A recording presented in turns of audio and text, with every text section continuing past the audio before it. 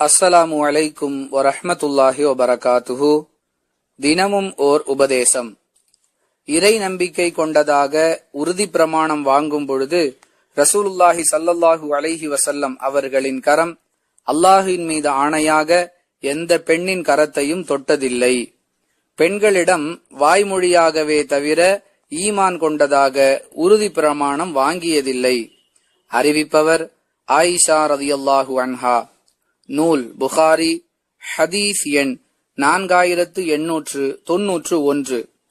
அன்பிற்குரிய அல்லாஹுவின் நல்லடியார்களே, இஸ்லாத்தை ஏற்கக்கூடியவர்கள் பெருமானார் ஸல்லல்லாஹு அலைஹி வஸல்லம் அவர்களை சந்தித்து அவர்களுடைய கரங்களை பிடித்து தாங்கள் அல்லாஹுவையும் அவனுடைய தூதரையும் ஏற்றுக்கொண்டதாக உறுதிமொழி வழங்குவார்கள். அவ்வாறு வழங்கப்படும் உறுதிமொழி ஆண்களிடத்தில் மட்டுமே கைப்பிடித்து வாங்கப்படும். பெண்கள் ஈமான் கொள்வதற்காக வந்தால் அவர்களிடம் அல்லாஹுவின் தூதர் ஸல்லல்லாஹு அலைஹி வஸல்லம் அவர்கள் வாய்மொழியாகவே உறுதி பிரமாணம் வாங்குவார்கள் என்று ஆயிஷா ரலியல்லாஹு அன்ஹா அவர்கள் வாயிலாக அறிவிக்கப்படக்கூடிய இந்த செய்தியிலிருந்து அந்நிய பெண்களின் மீது பெருமானார் ஸல்லல்லாஹு அலைஹி வஸல்லம் அவர்களுடைய கரங்கள் பட்டதில்லை என்பதை நாம் விளங்கிக் கொள்கிறோம்.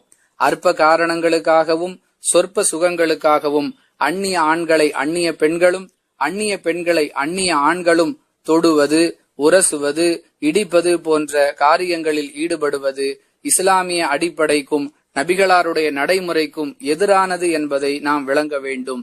இது போன்ற அற்பமான காரியங்களிலிருந்து விலகி மறுமைக்காக முயற்சிக்கக்கூடிய நன்மக்களாக ஆகுவதற்கு அல்லாஹ் நம் அனைவருக்கும் உதவி செய்வானாக. வாஹிரு தவானா அனில் ஹம்துலில்லாஹி ரப்பில் ஆலமீன். அஸ்ஸலாமு அலைக்கும் வரஹ்மத்துல்லாஹி வபரகாத்துஹு.